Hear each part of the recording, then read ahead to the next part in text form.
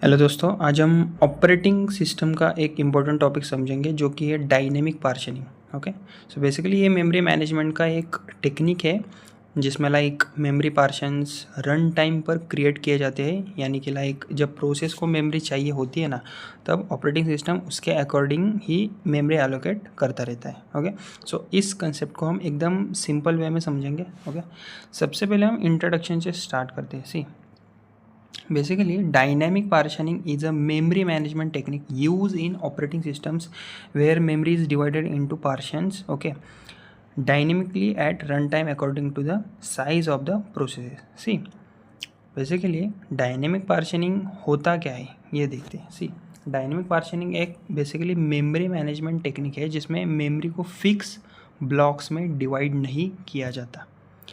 इसके अंदर instead of क्या करा जाता है, ऑपरेटिंग सिस्टम प्रोसेस की रिक्वायरमेंट के अकॉर्डिंग मेमोरी पार्शियन क्रिएट करता है।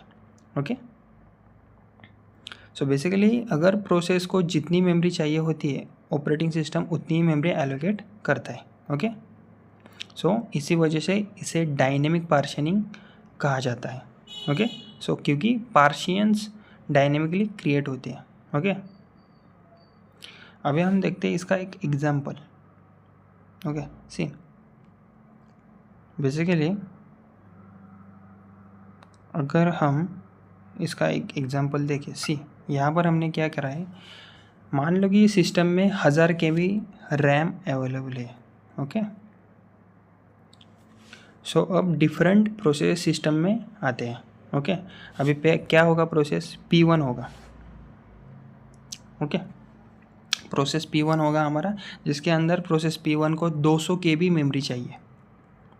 ओके, प्रोसेस P2 होगा जिसमें P2 को 300 KB मेमोरी चाहिए, और प्रोसेस 3 में P3 को 150 KB मेमोरी चाहिए। अब समझते कि ऑपरेटिंग सिस्टम इसमें करेगा क्या।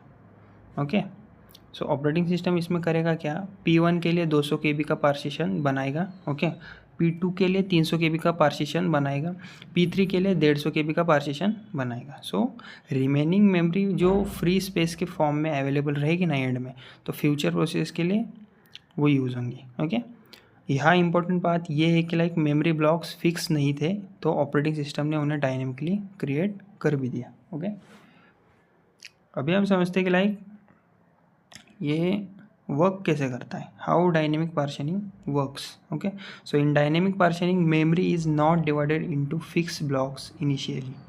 समझ रहे हो आप, instead the operating system performs the following steps when a process enters the system, it request memory, the operating system searches for a free block of memory that is large enough, the OS creates a partition of the exact required size, the process is loaded into that partition. See, basically dynamic partitioning का working कैसा होता है, सी steps में होता है basically इसका working process. Step 1 क्या होगा, जब प्रोसेस सिस्टम में आता है ना, तो वो मेमोरी रिक्वेस्ट करता है सबसे पहले। स्टेप 2 क्या होगा, ऑपरेटिंग सिस्टम रैम में फ्री मेमोरी ब्लॉक सर्च करता रहता है। ओके, स्टेप 3 में अगर सूटेबल ब्लॉक मिल जाता है तो ऑपरेटिंग सिस्टम रिक्वायर्ड साइज का पार्टीशन क्रिएट कर देता है।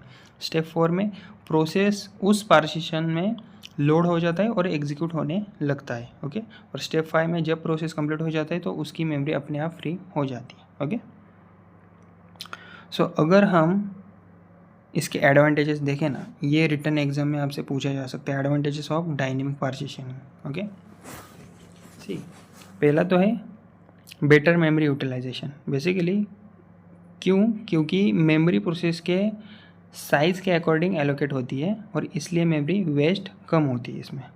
दूसरा क्या है एडवांटेज इसका, no internal fragmentation. So fix partition में जो इंटरनल फ्रेगमेंटेशन होता था वो यहाँ मोस्टली अवॉइड हो जाता है। ओके, उसके बाद है फ्लेक्सिबल एलोकेशन।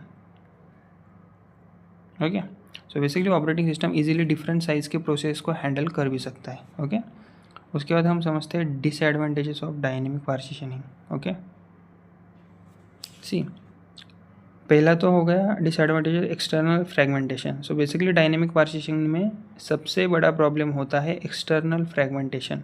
सो एक्सटर्नल फ्रेगमेंटेशन तब होता है जब फ्री मेमोरी छोटे छोटे स्कैटर्ड ब्लॉक्स में डिवाइड हो जाती है। तो इस सिचुएशन में क्या होता है, लार्ज प्रोसेस को मेमोरी एलोकेट करना डिफिकल्ट हो जाता है।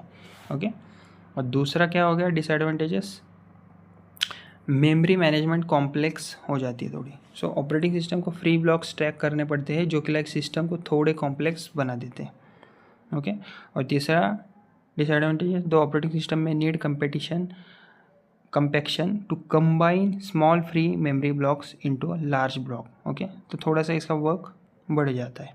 ओके, उसके बाद हम अगर देखें, सी कंपैक्शन मतलब क्या, सी एक्सटर्नल फ्रेगमेंटेशन को सॉल्व करने के लिए ऑपरेटिंग सिस्टम एक टेक्निक यूज़ करता है जिसे कंपैक्शन कहते हैं। ओके, सो कंपैक्शन का मतलब है मेमोरी में प्रोसेसेस को रीअरेंज करना ताकि सारी फ्री मेमोरी एक ही कंटिन्यूस ब्लॉक में कन्वर्ट हो जाए। समझ गए आप? अगर आपसे वाइवा में पूछा गया व्हाट इज़ कंपैक्शन, तो आप इसका जवाब इस तरह से दे सकते हो।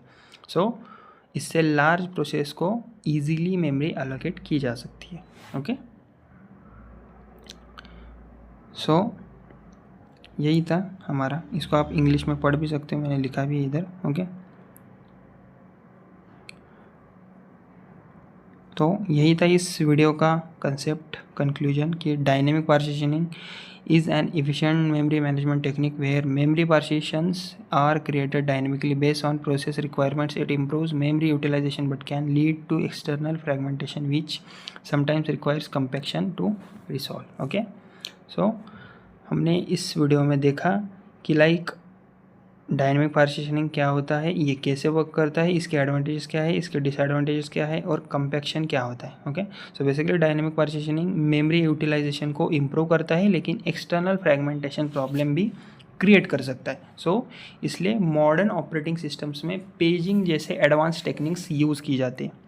ओके, सो अगर आपको वीडियो थोड़ा सा भी हेल्पफुल लगा हो, कंसेप्ट क्लियर हुआ तो वीडियो को प्लीज़ लाइक शेयर और सब्सक्राइब जरूर कीजिएगा। Okay, thank you.